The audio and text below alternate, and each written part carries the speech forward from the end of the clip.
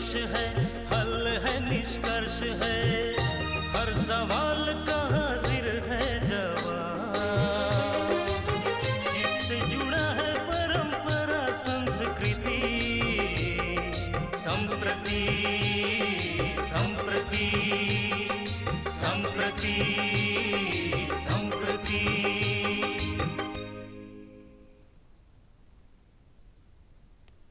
नमस्कार, मैं हूं रवि प्रकाश और यह कार्यक्रम है संप्रति। आप सब लोगों को पता ही है कि वित्त मंत्री ने बजट पेश किया 2 दिनों पहले, और अभी जो चर्चा पूरे देश में चौक चौराहों पर, चाय की दुकानों पर या सार्वजनिक बहसों में हो रही है, उसमें बजट सबसे ज़्यादा प्रभावी है। लोग जानना चाहते हैं कि इस बजट से क्या फ़ायदा होने वाला है देश को, देश के नागरिकों को, और क्या बजट कोई फ्यूचर का मैप भी तय करता है, रोड मैप भी तय करता है भारत के अगले आने वाले दिनों के, अगले 10 सालों के लिए कि क्या भारत का क्या विकास होना है, किस सेक्टर में कितना पैसा लगा रही है सरकार, कहाँ पे कटौती की गई है, कई नई चीज़ें जो आई हैं वो कैसी हैं, क्या आदिवासियों के कल्याण के लिए कुछ काम हो रहा है, क्या सड़कें बनने वाली हैं, क्या रेलवे का इंफ्रास्ट्रक्चर बढ़ने वाला है। ऐसे तमाम सवाल आपके मन में होंगे बजट के बाद, और आप 2 दिनों से उस पर बहस भी कर रहे हैं, अखबारों में पढ़ रहे हैं, टेलीविज़न पर देख रहे हैं।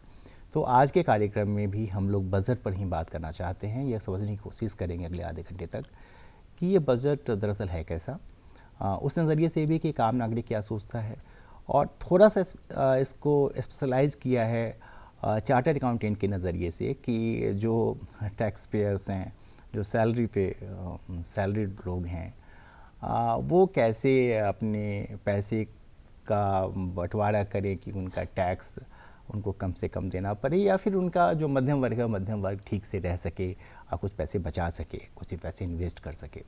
इसलिए हमने इस कार्यक्रम में बातचीत के लिए 2 चार्टर्ड अकाउंटेंट्स को बुलाया है, और क्योंकि चार्टर्ड अकाउंटेंट्स हैं तो आपके मतलब की बातें करेंगे इनकम टैक्स को लेकर और दूसरी चीज़ों को लेकर, जीएसटी वगैरह को लेकर, और फिर बात करेंगे कि आम नागरिक पे क्या इम्पैक्ट पड़ रहा है बजट का। और हम स्वागत करते हैं राजेश श्रीवास्तव जी का, जो चार्टर्ड अकाउंटेंट है, मैंने पहले ही बताया, और प्रफुल्ल कुमार साहू साहब का, जो भी वो भी चार्टर्ड अकाउंटेंट हैं। प्रफुल्ल जी पहले भी हमारे कार्यक्रम में आ चुके हैं, तो जोहार, नमस्कार, गुड इवनिंग। जो लोग लगातार देखते हैं हो सकता है उनको पहचानते भी हूँ। आप दोनों ही लोगों का स्वागत हमारे कार्यक्रम में। राजेश जी, पहले तो यही बताइए कि कैसा लगा आपको बजट? ये बजट जो है, ये अमृतकाल का प्रथम बजट है, और इस वर्तमान सरकार के कार्यकाल का अंतिम पूर्णकालिक बजट भी है। अगले साल आम चुनाव होने वाले हैं, तो लोगों को लगा था कि एक शायद चुनावी बजट आएगा, बिल्कुल उससे अलग काफ़ी शानदार बजट प्रस्तुत किया गया है, जो कि भविष्य की रूपरेखा काफ़ी स्पष्ट तौर पर रेखांकित कर देता है ये बजट। और इस बजट को 7 मुख्य बिंदुओं पर वित्त मंत्री जी ने तैयार किया है, इसमें कि समावेशी विकास है, समाज के हर वर्ग का ध्यान रखा गया है, अंतिम पड़ाव पर अवस्थित जो व्यक्ति है उस तक योजना का फ़ायदा पहुँचे, ये कोशिश की गई है इसमें। उद्यमियों के लिए भी काफ़ी ज़्यादा एमएसएमई सेक्टर उद्यमियों के लिए इसमें रखा गया है। ढांचागत जो पूंजी निवेश होनी है, जिससे हमारे यहाँ पर काफ़ी इंफ्रास्ट्रक्चर डेवलप होना है, उसके ऊपर काफ़ी प्रोविज़न्स किए गए, कई प्रावधान किए गए हैं इसके ऊपर।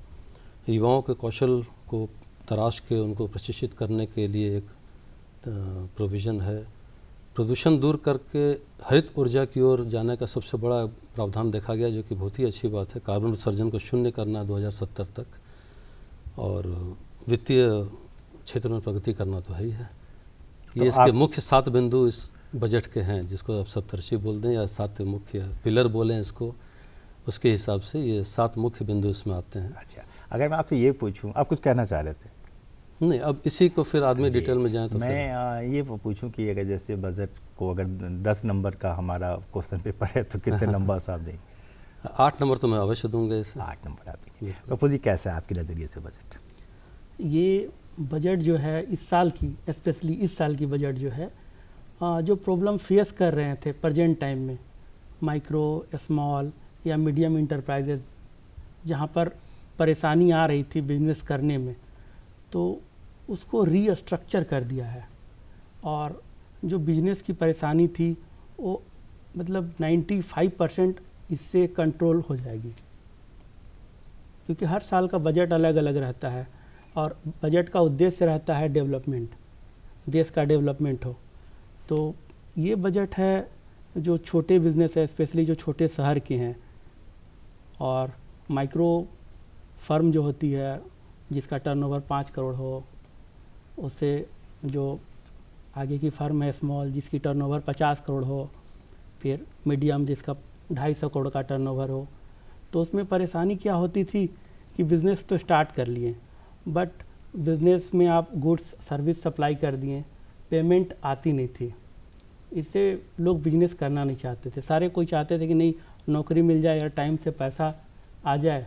बिज़नेस में कुछ क्या टाइमली पैसा नहीं आता है तो डिस्टर्ब हो जाता है। अब क्या है कि यहाँ पर एक प्रोविज़न, एक पॉलिसी ड्राफ्ट की गई है जिसमें अगर आप MSME एक्ट जो है उसमें 45 दिन के अंदर में आप पेमेंट अगर नहीं करते हैं तो आपका जो बिजनेस में एक्सपेंडिचर है उसको डिसअलाउ कर दिया जाएगा। इसका मतलब कि उसमें आपको टैक्स लग जाएगा। तो अब जो जितने भी बिजनेसमैन हैं ना, टाइम से पेमेंट करने का कोशिश करेंगे, और क्या होगा कि फंड का फ्लो जो है बिजनेस में रनिंग में आ जाएगी। ये फ़ायदा होगा। हाँ, ये फ़ायदा होगी। तो जो बाहर जो विदेश में भी है, जो विदेश छोड़ के इंडिया आना चाहते हैं, बट पहले जब बिजनेस करने में सबसे ज़्यादा डर इसी में लगता है कि पैसा फंस जाएगा। अब है कि आप अब उसको जो माल लिया है, सर्विस लिया है, उसको अब डर है कि भाई टाइम से पेमेंट अगर हम नहीं करेंगे तो उसको ज़्यादा टैक्स लग जाएगा क्योंकि उसका एक्सपेंसेस डिसअलाउ हो जाएगा। तो ये बहुत बड़ा कंट्रोल मेज़र किया गया इस बजट में। और ये बजट अब ये जो मतलब स्टेप लिया गया उससे क्या है कि हम लोग का जो 95% बिजनेस है उसमें क्या हो जाएगी कि इम्प्रूवमेंट होगी, उसमें ग्रोथ होगी, जिससे कि जो हमारे जो प्रधानमंत्री माननीय मोदी जी हैं वो चाहते हैं कि हम लोग टॉप में आए इकोनॉमिक्स डेवलपमेंट में। तो निश्चित तौर पे आने वाला 3 साल 5 साल के अंदर में हम लोग का जो स्टेप है, रैंकिंग है, उसमें इम्प्रूवमेंट होना ही है। जो ग्लोबल रैंकिंग उसमें improvement ग्लोबल होगा।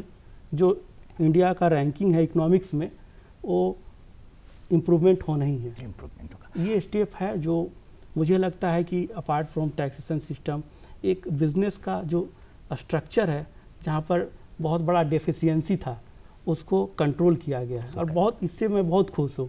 और मतलब जो भी झारखंड के जितने भी शहर हैं इसमें 95% जो बिजनेस हैं उनको बेनिफिट मिलेगा इससे। बेनिफिट मिलेगा। अच्छा सर, ये बताइए, जैसे आमतौर पर जब बजट होता है तो इंडस्ट्रीज़ की बात तो ठीक है, बड़े पैसे वाले लोग हैं, बड़ा बड़ा सेटअप रहता है और ज़रूरी भी है, लेकिन जो आम नागरिक है हम लोग की तरह का, जो या तो वेतनभोगी है या फिर छोटे मोटे व्यवसाय करता है, तो आम लोगों के लिए क्या बेनिफिट होगा इसमें, और वो अपने पैसे का सदुपयोग कर पाएँ, इसके लिए क्या सुविधाएँ हैं इसमें? देखिए, इस बजट में समाज का हर वर्ग का, चाहे वो किसान हो, व्यापारी हो, विद्यार्थी हो, निम्न वर्ग हो, उच्च वर्ग हो, मध्यम वर्ग हो, MSME हो, बड़ी कंपनियां हो, कोऑपरेटिव सोसाइटी हो, सभी का ध्यान रखा गया है। जैसे अगर हम शुरू करते हैं कि अगर निम्न वर्ग या मध्यम वर्ग के वेतनभोगी लोगों के लिए क्या सुविधाएं दी गई हैं, तो जो new tax regime last year लाया गया था वो टैक्स रेजिम को और भी बेटर किया गया और रियायत दी गई है। उसमें पहले 2.5 लाख तक का आय कर मुक्त हुआ करता था, उसे 3 लाख किया गया है। पहले 5 लाख तक के आय पर 87A की रिबेट की वजह से टैक्स नहीं लगता था, उसे 7 लाख किया गया है। यानी अब 7 लाख रुपए तक जिसकी आय होगी उनको कोई कर नहीं लगना है। 7 लाख के बाद अगर उनकी इनकम बढ़ती है तो वो जो टैक्स स्लैब है उससे भी छोटा कर दिया गया है, टैक्स कम कर दिया गया है। जैसे 0 से 3 लाख तक 0 कर है, 3 लाख से 6 लाख तक 5% है, 6 से 9 लाख तक 10% हुआ, 9 से 12 लाख तक 15% हुआ, 12 से 15 लाख तक 20% हुआ, 15 लाख से जब ऊपर होगा तब 30% होगा। तो इसको अगर एक उदाहरण लें कि अगर 9 लाख किसी की आमदनी है, पहले वो अगर 60,000 रुपये टैक्स दिया करते थे तो वो 45,000 रुपये टैक्स देंगे, तो सीधे उनको 15,000 की बचत हो रही है। इसी तरह से अगर कोई 15 लाख अर्न करते थे तो उनको अगर 1,65,000 लगता था, 1,85,000 लगता था, अब उनको 1,50,000 लगेगा। ठीक है। तो ये अंतर हुआ है टैक्स स्लैब बदलने से। इसके अलावा अगर सिर्फ टैक्स स्लैब की बात नहीं है, इसमें वेतनभोगी वालों के लिए एक बहुत बड़ी रिलीफ है कि जब वो पूरे ज़िंदगी काम करके रिटायर करते हैं, लीव इनकैशमेंट मिलता है, उस पर तुरंत टैक्स लगता था। 3 लाख कर मुक्त था, बाकी पूरे पर टैक्स लगता था। तो पूरे रिटायर मैंने अपने सैलरी लाइफ में वो छुट्टी बचाते थे कि हम इसका वेतन घर लेके जाएंगे, और उसमें सरकार टैक्स काटती थी। उसको सीधे छूट को बढ़ा के 25 लाख कर दिया गया है 3 लाख से। तो एक बहुत मेजर रिलीफ हुआ है। और वरिष्ठ नागरिकों के लिए भी है, जो वो अपनी गाढ़े पसीने कमाई को लगाते थे वरिष्ठ नागरिक सेविंग स्कीम में, तो 15 लाख से ऊपर नहीं लगा पाते थे, वो एक निवेश की सीमा थी, उसे बढ़ा के 30 लाख कर दिया गया है। तो इसमें क्या है कि वो एक सुरक्षित निवेश कर रहे हैं और उच्च ब्याज दर पर उनको एक सुरक्षित रिटर्न भी मिल रहा है। उसी तरह से मासिक आय योजना, पहले एकल अकाउंट में 4.5 लाख और साझा अकाउंट में 9 लाख की सीमा थी, वो बढ़ाकर 9 लाख और 18 लाख कर दी गई है। क्योंकि ये जो सीमा निश्चित की गई थी, ये कम से कम 5-6 साल, 7 साल, 10 साल पुरानी थी, जिसको आज तक रिवाइज़ नहीं किया गया था। इस साल इन्होंने सबको रिवाइज़ किया, तो सबको इसकी बेनिफिट टैक्स के हिसाब से, रियायत के हिसाब से सबको मिलेगी, हर व्यक्ति को। अच्छा, महिलाओं को, हाँ बोलिए। महिलाओं के लिए भी एक महिला सम्मान बचत पत्र की घोषणा की गई है। उसमें महिलाएं 2 लाख रुपए तक बचत कर सकती हैं 7.5% ब्याज पर, और 2 वर्ष के लिए ये है। लेकिन अगर ज़रूरत पड़ जाए किसी वजह से, अगर उनको पैसा निकालना पड़े, तो निकासी भी कर सकती हैं, पार्शियल विड्रॉल कर सकती हैं। ये आप चर्चा कर रहे थे कि जो झारखंड से स्टेट हैं छोटे, जहाँ पे ज़्यादातर उद्यमी जो हैं सो छोटे निवेश वाले हैं, उनको बेनिफिट हो रहा है। तो जो हमारी तरह के राज्य हैं, झारखंड जैसे राज्य हैं जहाँ पे एमएसएमई ज़्यादा हैं, जिसकी चर्चा राजेश सर भी पहले कर रहे थे, तो उनको कैसे बेनिफिट होगा? उन उद्यमियों को कैसे प्लान करना चाहिए अपना सब कुछ? पहले तो जो भी माइक्रो फर्म है, स्मॉल फर्म है, मीडियम फर्म है, उनको एमएसएमई एक्ट में रजिस्टर्ड हो जानी चाहिए। और जिनके साथ भी वो काम कर रहे हैं, वो भी सप्लायर या रिसीवर जो हो, वो भी एमएसएमई में रजिस्टर्ड हो। और कोई भी अगर एग्रीमेंट आप कर रहे हैं तो उसका एमएसएमई नंबर के साथ में एग्रीमेंट करें। इससे बेनिफिट ये होगा कि आप आइडेंटिफायर बन जाएंगे। एमएसएमई एक्ट आप दोनों को आइडेंटिफाई कर लेगी। अगर मैंने बताया था कि इसमें जो प्रॉब्लम थी, जो अब ठीक हो रही है इसके थ्रू, अगर वो पेमेंट नहीं देता है तो क्या होगा कि 45 दिन के बाद आप कंप्लेन कर सकते हैं कि आप मुझे पेमेंट दे दीजिए, मेरा बिज़नेस का रिक्वायरमेंट है। और उसमें भी अगर वो पेमेंट नहीं देती है 1 साल 2 साल, तो इनकम टैक्स में उसको जो बेनिफिट मिलती है, जब प्रॉफिट कैलकुलेशन होती है, जो भी खर्चे किया जाता है उसको घटाया जाता है टैक्स देने से पहले, तो आप इनकम टैक्स में भी कंप्लेन कर सकते हैं। या फिर ऑडिट के टाइम में चार्टर्ड अकाउंटेंट रिपोर्ट करते हैं कि आप इस पर आपको छूट नहीं मिलेगी और आपका टैक्स का लायबिलिटी बढ़ जाएगी। तो ये जो है, इस तरह से आने वाले समय में जो इश्यूज़ है बिज़नेस की, सबसे बड़ी की पेमेंट मिल जाए, वो सॉल्व होगी, बिल्कुल सॉल्व होगी। सॉल्व होगा। अच्छा, जैसे जो छोटे राज्य हैं झारखंड जैसे, जहाँ पर रेलवे वगैरह का भी बहुत अच्छा इंफ्रास्ट्रक्चर दूसरे राज्यों के मुकाबले नहीं है उतना बढ़िया, तो रेलवेज़ के लिए अगर आपने देखा है तो प्लीज़ हमें बताइए कि झारखंड को क्या बेनिफिट हो रहा है? रेलवे के लिए राज्य स्पेसिफिक तो नहीं, लेकिन रेलवे के लिए जो इस बार प्रावधान किया गया है वो अब तक के सभी वर्षों में सबसे ज़्यादा है।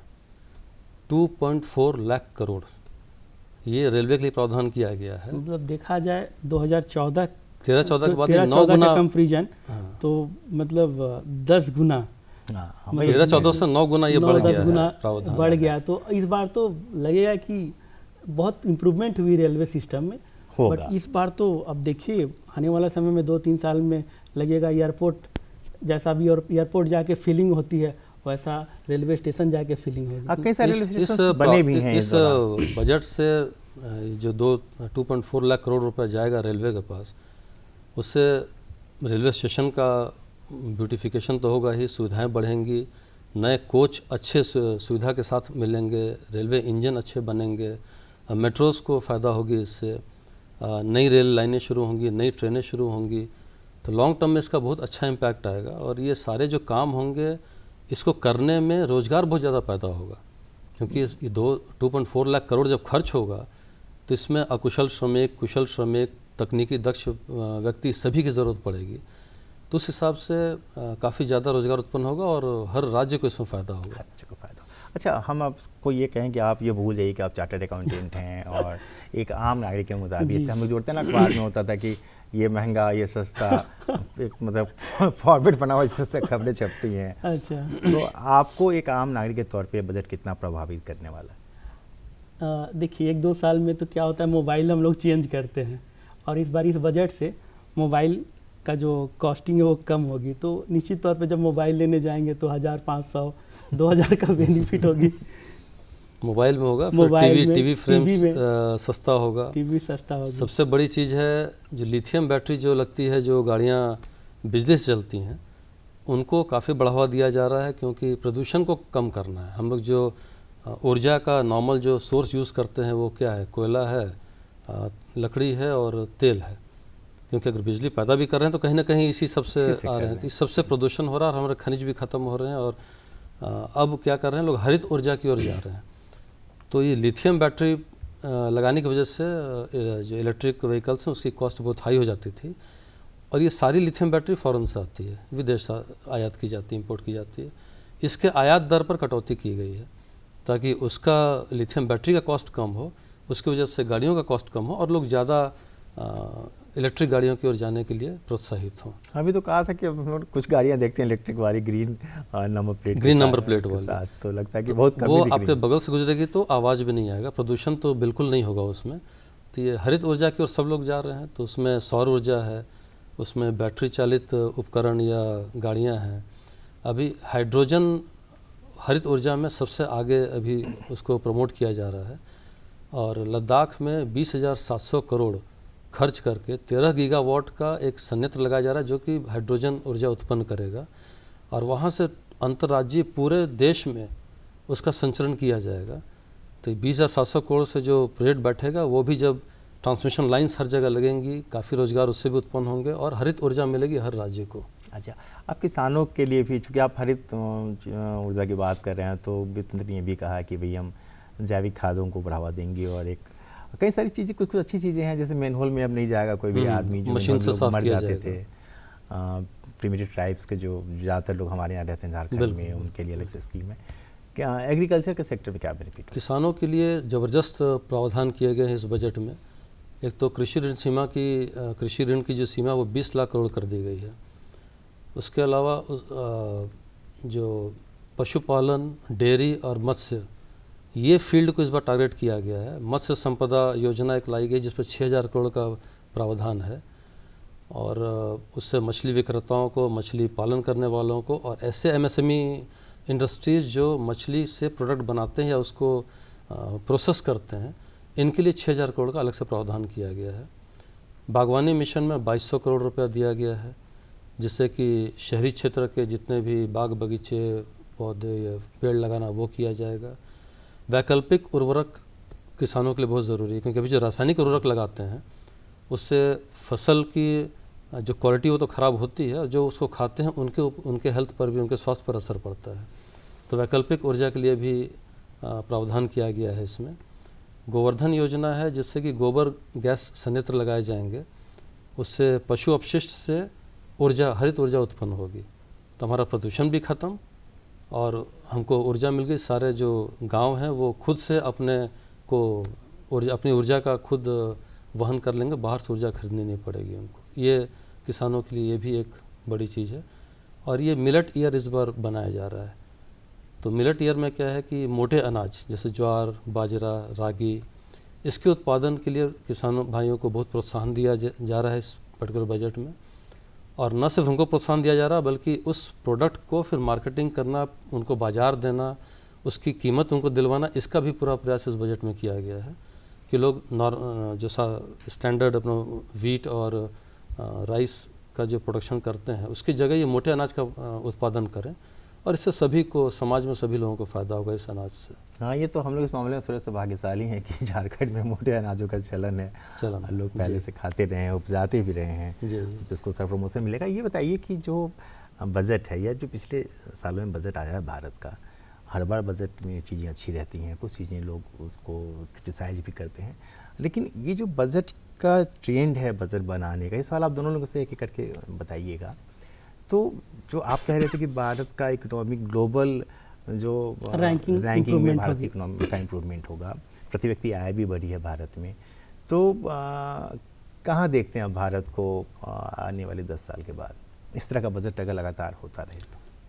मुझे तो मतलब क्लियरिटी में दिखाई दे रही है जो पीएम मोदी इंडियन फार्मर्स से जो कमिटमेंट किए हुए हैं कि आपका आय को दुगना कर दूंगा, तो ये एग्रीकल्चर बजट जो इस बार जो प्राइम फोकस किया हुआ है, इसमें एक और भी बात है कि अगर आप कोऑपरेटिव सोसाइटी मतलब कुछ लोग मिल के, ठीक है, साथ में काम करते हैं और अपने बिजनेस को, अपने प्रोडक्शन को बढ़ाते हैं, तो उसमें टैक्सेशन सिस्टम में भी कंसेशनल टैक्स सिस्टम लाया गया, कंसेशनल टैक्स रेट कर दिया गया।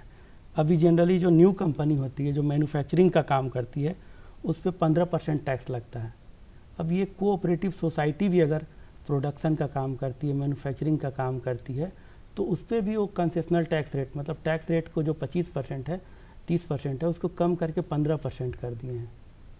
और फोकस एरिया है जो मत्स्य का फोकस है, हॉर्टिकल्चर है, एग्रीकल्चर है, और उसमें आपका बायो केमिकल को यूज करने का बात हो रही है।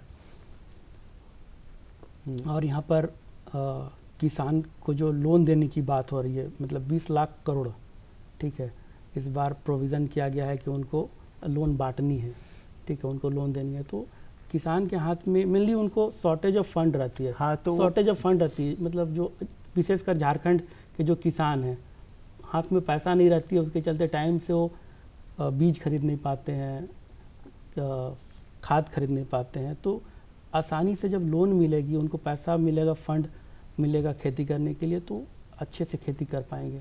तो भारत के डेवलपमेंट को आप कुछ कह रहे थे। वैश्विक परिदृश्य में अगर हम इसको देखेंगे तो अभी पूरा विश्व आर्थिक मंदी की चपेट से गुजर रहा है, भारत को छोड़ के। हम लोग खुशकिस्मत हैं कि बहुत कठोर वित्तीय अनुशासन यहाँ पर है, नियम का पालन किया जा रहा है, जिसकी वजह से जहाँ पूरे विश्व में आर्थिक वृद्धि दर 1% से भी कम हो गया है, 0.1, 0.4, 0.5 ऐसे चल रहा है अमेरिका का, ब्रिटेन का, जापान का। वहाँ भारत का आर्थिक वृद्धि दर 7% है, जो कि आश्चर्यजनक है सबके लिए, विदेशों के लिए भी। तो वैश्विक परिदृश्य में तो भारत एक चमकता सितारा है, और जिस तरीके से चल रहा है, पहले ये 10वें पायदान पर था विश्व की बड़ी अर्थव्यवस्थाओं में, ये पूरा छलांग ला के 5वें पर आ चुका है, और ब्रिटेन को ये पीछे छोड़ा, इसने अभी इंग्लैंड को पीछे छोड़ा है, और बहुत जल्दी जिस तरीके से चल रहे हैं हम लोग, ये विश्व गुरु बन जाएगा और प्रथम स्थान हासिल कर लेगा। ऐसा फिर सबको दिखता है भारत का? बिल्कुल दिख रहा है, क्योंकि ये बहुत बड़ा 10 लाख करोड़ का कैपिटल इन्फ्यूजन हो रहा है, जो इंफ्रास्ट्रक्चर डेवलपमेंट के लिए जो इस बार अनाउंस किया गया है। आपका राजकोषीय घाटा को घटा के 6.4 से 5.9, सकल घरेलू उत्पाद का, जीडीपी का 5.9% पर लाया जा रहा है। और ये जो घटाने की प्रोसेस है, ये कहीं से टैक्स लगा के या पब्लिक से लेकर नहीं, बल्कि सरकारी खर्चे में कटौती करके इसे कम किया जा रहा है। और लक्ष्य है कि 2025-26 तक इसे 4.5% से भी कम कर दिया जाएगा। तो राजकोषीय घाटा जितना ज़्यादा होगा, देश उतना ज़्यादा खुशहाल होगा, उतना ज़्यादा पैसा सबके पास आएगा। आप कुछ कहना चाह रहे थे? नहीं सर, बहुत अच्छी बात कहें। मतलब अभी तो मतलब स्टेप वाइज स्टेप हम लोग रैंक में अपना इम्प्रूवमेंट करेंगे, बट आने वाला समय अगर मोदी जी और इस तरह का बजट हमेशा अगर आते रहे, और उस पर इम्प्लीमेंटेशन भी बहुत बड़ा मैटर करता है, बहुत मैटर करती है कि आप बजट तो बना दो, फिर अगर बजट को इम्प्लीमेंट नहीं कर पाओगे तो फिर वो आपको नीचे धकेल देगी। तो अभी जो हम लोग सर ने बताया कि 5th लार्जेस्ट इकनॉमी है, तो अगर हम लोग 4th, पहले तो अचानक 1 में नहीं जा पाएंगे, तो 4th में आने के लिए हम लोग को 5 साल में जो किसान का आय दुगना हो, ठीक है, बिजनेस में जो फंड का रनिंग हो वो सही हो जाए, अच्छे अच्छे बिजनेसमैन आए, तो ओवरऑल डेवलपमेंट मतलब जल्दी हो पाएगी। ठीक है, हमारे पास 3 ही मिनट है, तो मैं आपसे इसमें एक शिक्षा, स्वास्थ्य और स्किल, ये इस पर भी काफ़ी काम किया गया है। एक नेशनल डिजिटल लाइब्रेरी जो कि हर ब्लॉक, हर पंचायत पर खोला जाएगा, सुदूर गांव के बच्चे भी वहां पढ़ सकते हैं। इसके लिए नेशनल बुक ट्रस्ट को जिम्मा दिया जा रहा है कि आप जो प्रादेशिक भाषा वहाँ की जो है उसमें किताबों का अनुवाद करें और वहाँ किताब उनको उपलब्ध करवाएं। तो उनकी जो झिझक है कि वो अंग्रेजी नहीं जानते हैं या कहीं हिंदी में नहीं जानते हैं, तो पढ़ नहीं पाते हैं, तो वो अपनी भाषा में वहाँ पर पढ़ाई शुरू कर सकेंगे। और नेशनल डिजिटल लाइब्रेरी चूँकि हर ब्लॉक, हर पंचायत में अवेलेबल होगा, तो वो वहाँ जाके पढ़ सकते हैं। वैसे शिक्षा के, स्वास्थ्य के क्षेत्र में सिकल सेल एनीमिया बहुत खतरनाक बीमारी, जो कि 7 करोड़ लोग अब ग्रसित हैं उससे, तो ये 2047 तक इसका उन्मूलन कर देना है भारत से। उसके लिए पूरे 7 करोड़ लोग और प्रभावित क्षेत्र का पूरी जांच करने का इस बार प्रावधान किया गया है, जिससे कि ये बीमारी हमारे देश से चली जाए। और 47 लाख युवाओं को स्किल डेवलपमेंट कौशल योजना में उनको प्रशिक्षित किया जाएगा, और 3 साल तक उनका पूरा भत्ता सरकार वहन करेगी। ठीक है। अच्छा, मुझे अब जल्दी से बताइए, जो मेरा वक्त बहुत कम है, 1 आध मिनट ही है, कि अगर आपको सलाह देना होता, ठीक है बजट काफ़ी अच्छा है, ये हुआ वो हुआ, सारी चीज़ें अच्छी हुई, कुछ वैसी चीज़ें जो बिजनेस से छूट गई, मुझे लगता है कि नहीं इस पर तो फोकस करना चाहिए था, तो आप कौन से 3 सलाह देती वित्त मंत्री को?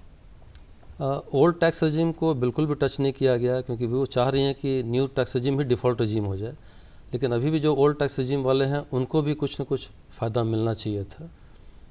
और ये टैक्स के क्षेत्र में अगर हम बोलेंगे, जीएसटी के क्षेत्र में, इनकम टैक्स, जीएसटी के क्षेत्र में आएंगे तो जीएसटी का रेट अभी भी कई में काफ़ी हाई है, तो उसको कम करना था। जैसे 18% सेवा क्षेत्र में कम से कम 15, पहले 12 था, 15 हुआ, 18 हो गया, उसे कम किया जाए तो दूसरी रिलीफ वहाँ मिल सकती है।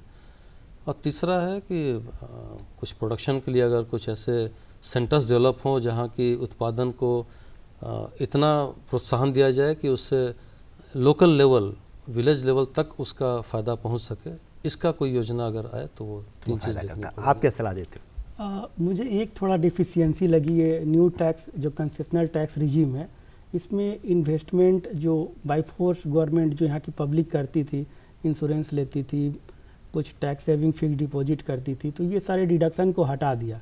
ठीक है, 7 लाख तक आपको टैक्स नहीं लग रही है, बट क्या है कि एक नेचर होती है इन्वेस्टमेंट करने की, वो अभी इससे क्या होगी कि मतलब एक फोर्स सेविंग हो जाती थी, फोर्स सेविंग जो होती थी ये अभी नहीं हो पा रही है। तो गवर्नमेंट को इसमें भी एटलीस्ट 1 लाख 2 लाख 5 लाख कुछ ना कुछ करानी चाहिए थी इन्वेस्टमेंट, जो कि गवर्नमेंट मतलब जो मिनिस्ट्री है उसके तरफ से आने वाला समय में ऐसा होना चाहिए कि आप ठीक है, आप टैक्स का स्लैब का बेनिफिट दे रहे हैं, बट आप ऐसा कुछ करें जिसमें कि जो पब्लिक है वो बचत करे। अभी अब नई टैक्स सिस्टम में अगर डिडक्शन नहीं मिलेगी तो बचत करना छोड़ देंगे, ये खर्च तो करना चाहिए था। हाँ, तो चलिए, बचत करना बहुत जरूरी है। मुझे रोकना पड़ेगा कि वक्त ही मेरे पास थोड़ा भी। मुझे पूरी उम्मीद है कि बजट पे जो हम लोग की बातचीत है ऐसी ही धारणा आपकी भी होगी और आपने भी बजट को खूब खंगाला होगा। मुझे उस कार्यक्रम को रोकने की इजाज़त दीजिए। अगले सप्ताह इसी दिन इसी वक्त आपसे फिर मुलाकात होगी। नमस्कार। नमस्कार। नमस्कार।